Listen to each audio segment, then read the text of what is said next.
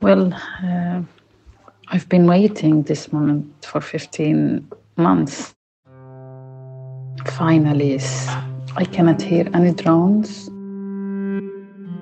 For 15 months, I've been away from seeing my daughters. I'll be happy when I'm returned to North Gaza. I know it's completely destroyed, but still, I want to go there. I want to go to see my daughters, to hug them, to feel like they are still alive.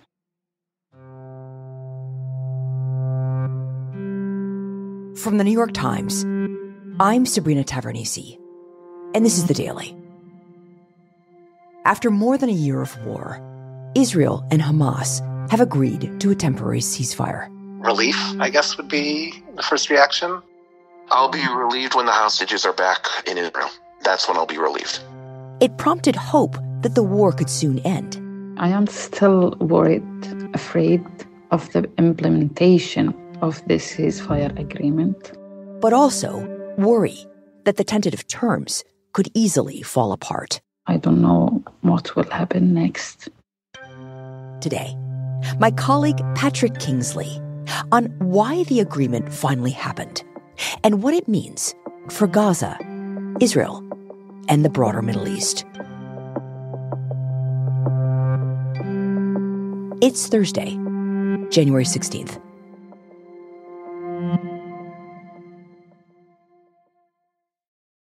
Patrick, you've been covering this war since the very start. In fact, we've had you on so many times to explain to us the developments, to really educate us about what's going on there.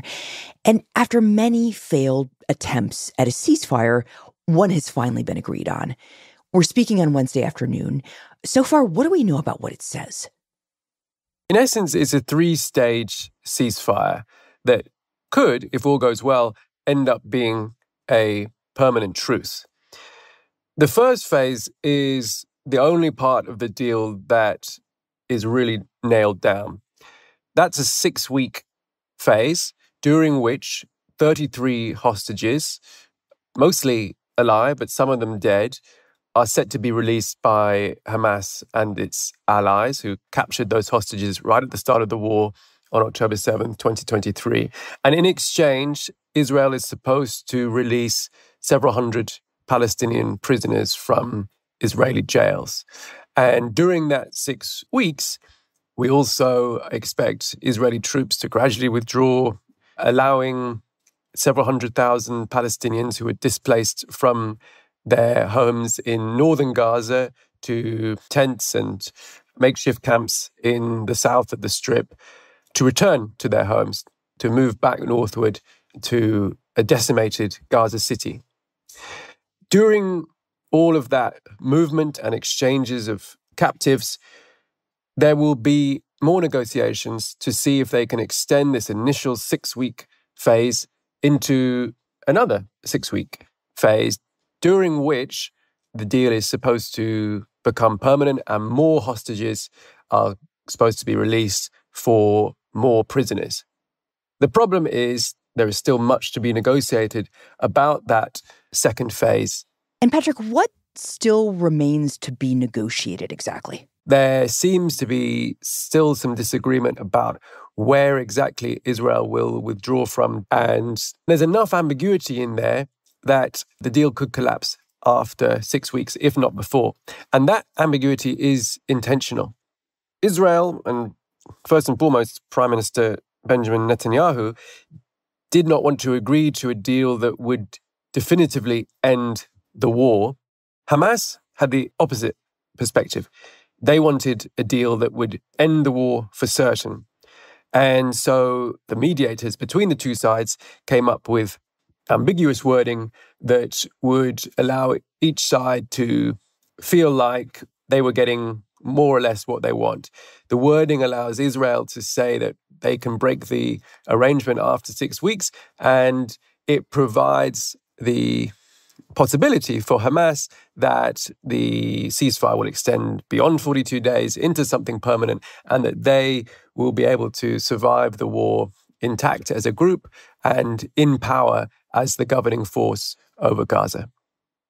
Patrick, you've talked through 2 phases. What's the third phase?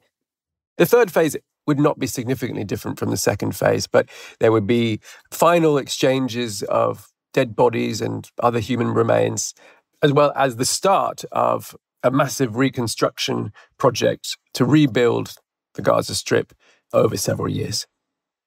So why, after all these months, is this ceasefire finally happening now? I think there's several factors here. 1, Israel is stronger. 2, Hamas is weaker. And 3, the Trump administration is about to come into power and has put pressure on Prime Minister Benjamin Netanyahu, the Israeli leader. Yeah, so let's dig into each of those points then. Why don't you start with Israel stronger? Since last summer, Israel has had a series of military successes. It has most obviously weakened Hamas, taken over more of the Gaza Strip, destroyed more of Hamas's infrastructure, killed more Hamas leaders, including Yahya Sinwar, the man who did more than anyone to mastermind the October 7th attack on Israel at the start of the war. Further afield, Israel has substantially weakened Hezbollah, a key ally of Hamas in Lebanon. It has weakened Hamas's main benefactor, Iran, destroying much of its air defenses. And another member of the Iran-led alliance, the Syrian government, has collapsed.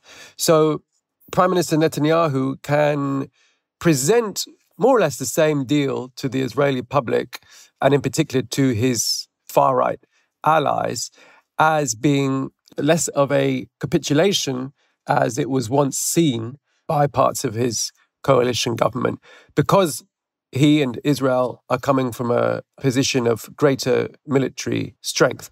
And the flip side is that Hamas is therefore weaker. Gaza is decimated. Hamas's goal of setting off a kind of broader regional conflict that would substantially weaken Israel or perhaps even destroy it has come to nothing. And the going analysis is that this has made Hamas more willing to come to the table and agree to a deal that was on that table already for several months. And the third factor is the Trump factor. It's the Biden administration, in tandem with the Qatari government and the Egyptian government, that has done most of the running in the negotiations, helping to draft the details of this agreement that has just been signed and cajoling the Israeli government for more than a year towards this agreement.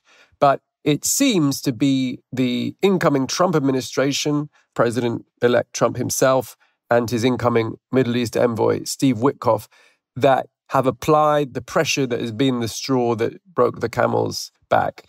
Steve Witkoff came to Israel last week, met with Netanyahu.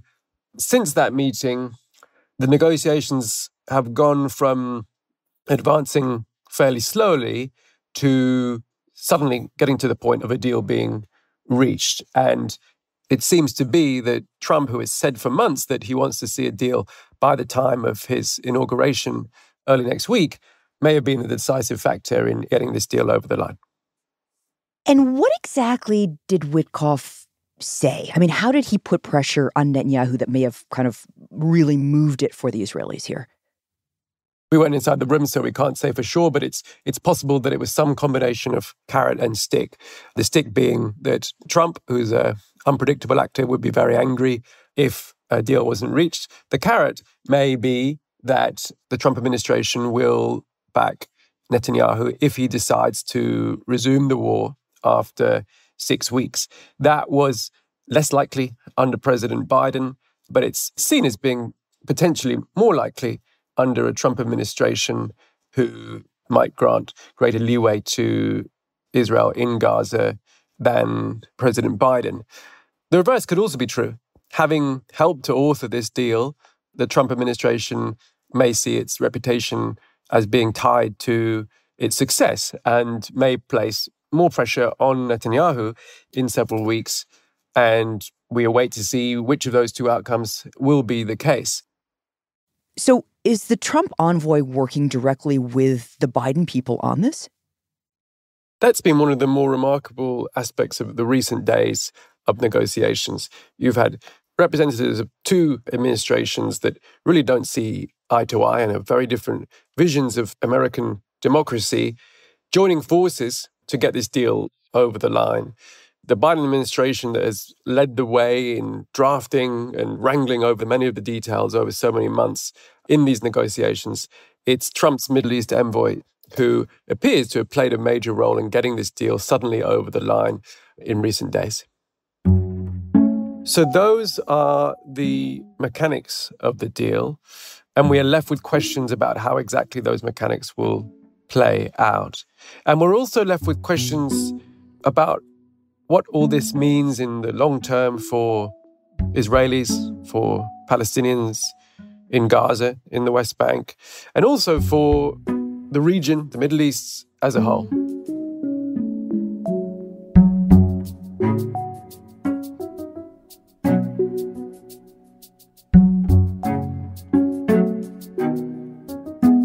We'll be right back.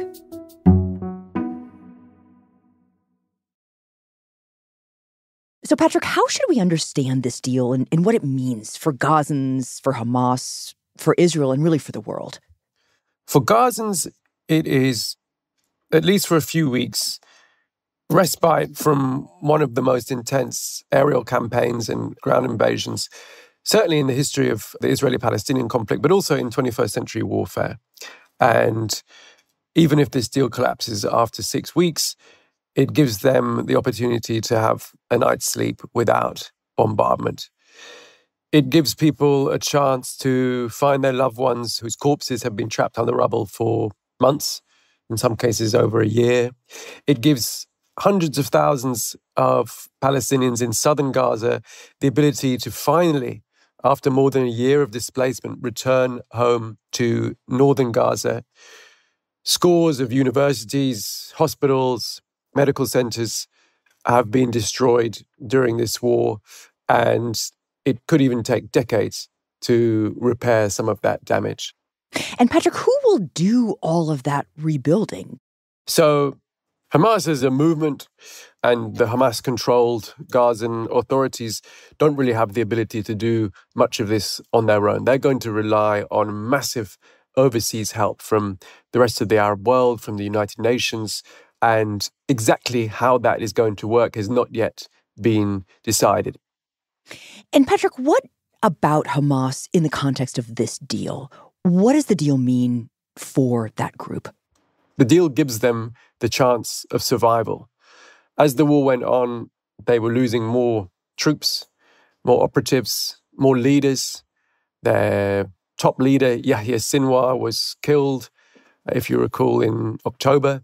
Sinwar's predecessor, Ismail Haniyeh, was killed also in the summer. Now that the war has stopped, at least for now, and that there's a possibility that the initial 6-week ceasefire will extend into something longer, they may be able to survive the war, both intact as a movement and in power as a governing force in the Gaza Strip. Which is pretty remarkable given where we started, which was Israel saying that Hamas would be eliminated from the Gaza Strip. They said words to that effect. After the October 7th raid by Hamas and its allies, Israel basically said its two goals of the war would be to return the hostages captured by Hamas and its allies on October 7th and to destroy Hamas's military capabilities and its governing capabilities. If they are still able to govern the Gaza Strip after the war ends, or if the ceasefire becomes a permanent one, then that would represent something of a victory for the group, even if their actions have resulted in the decimation of the territory that they controlled before the war began. So, to that point, what about Israel? What does this deal mean for Israel?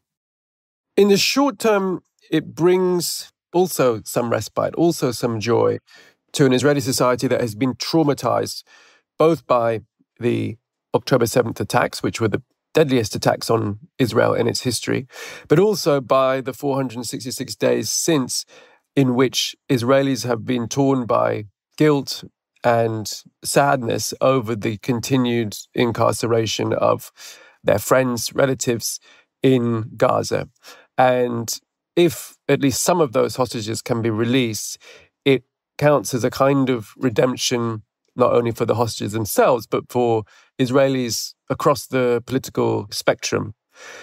Longer term, if the deal holds and Netanyahu decides to continue it and to nudge it towards something permanent, then it could severely destabilize his own coalition government.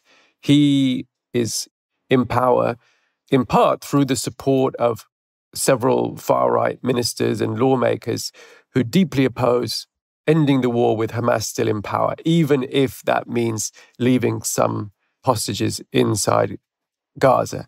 So if he does agree to take this from a 6-week deal into a longer arrangement, they could leave his coalition, potentially destabilizing it or maybe even collapsing it, which could lead to early elections and perhaps, depending on the results of those elections, a transition of power within Israeli society.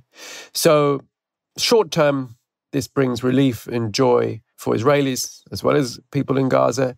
In the long term, it could deepen some of the divides that we've seen split Israeli society for many different reasons in recent years. You said that one of the reasons we're here in this moment talking about a ceasefire now is because Israel is actually in a stronger position today. And it makes me wonder about its position in the broader region. You know, as you said, a lot of Hamas's allies have been weakened. So do you think that through this war, Israel is ultimately in a more powerful position now in the region? Yes and no. In reputational terms, Israel has dealt itself damage by the way it has been perceived to conduct this war.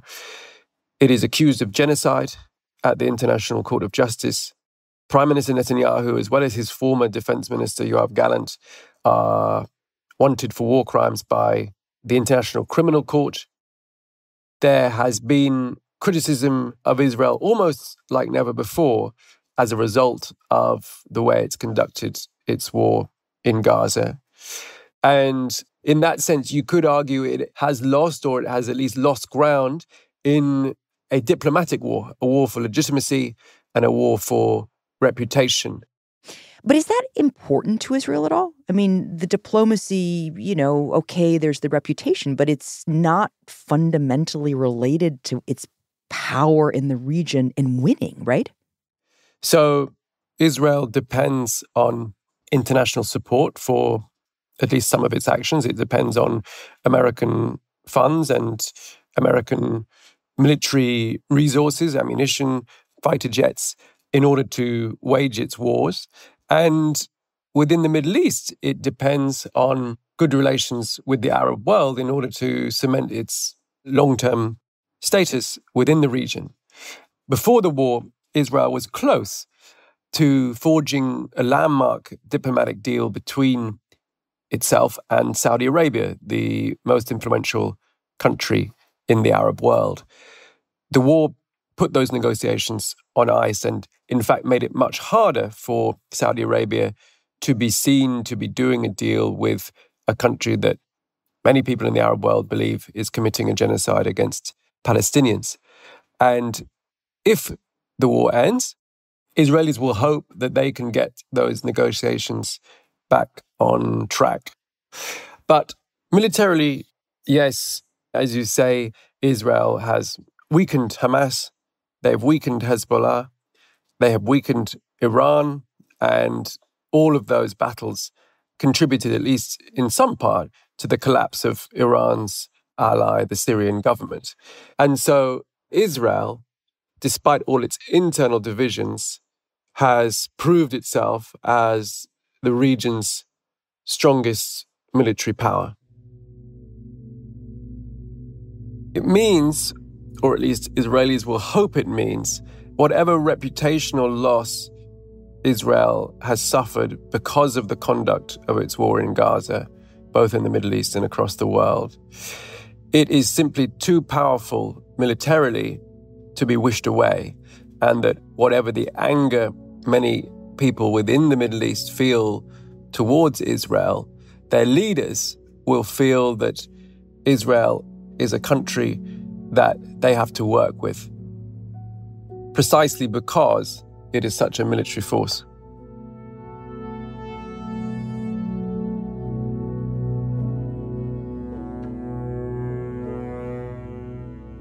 Patrick, thank you.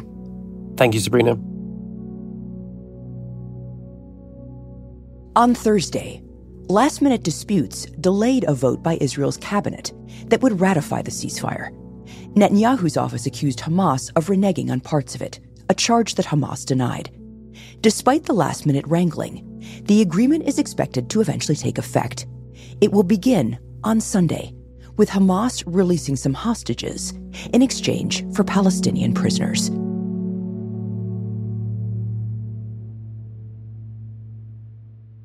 We'll be right back.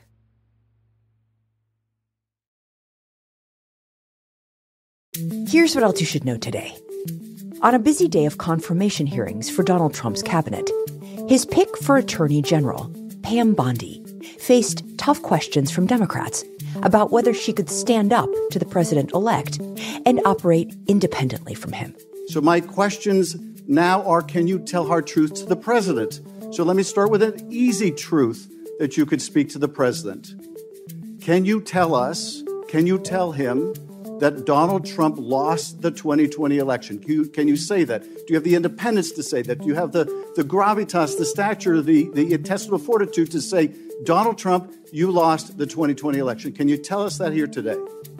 Senator, what I can tell you is I will never play politics. You're trying to engage me in a gotcha. I won't do it. I won't. Bondi repeatedly dodged questions about whether she agreed with Donald Trump's false claim that the 2020 election was stolen, and whether she would support his plan to pardon January 6 rioters. Are the felons convicted of breaking into the Capitol on January 6 hostages or patriots, as President-elect Trump has said repeatedly? Do you agree with his characterization of the felons that I referred to? I am not familiar with that statement, Senator. I just familiarized you with that statement. Do you agree with that statement? I'm not familiar with it, Senator. Okay, no Bondi is expected to be confirmed in the coming days. And today, an oligarchy is taking shape in America of extreme wealth, power, and influence that literally threatens our entire democracy, our basic rights and freedoms, and a fair shot for everyone to get ahead.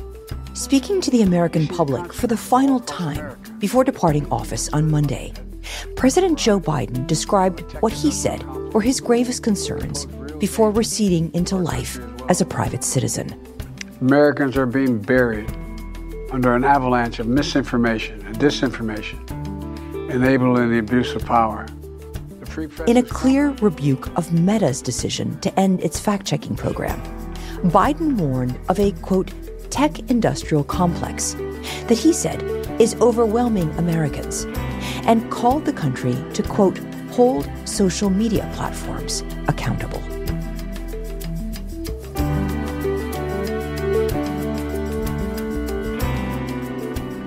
Today's episode was produced by Stella Tan, Alex Stern, and Mooj Zaidi, with help from Rochelle Banja.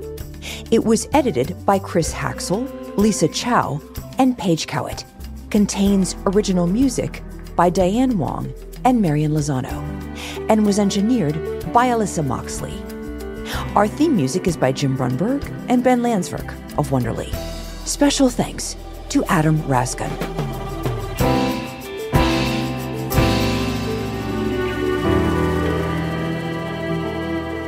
That's it for The Daily. I'm Sabrina Tavernisi. See you tomorrow.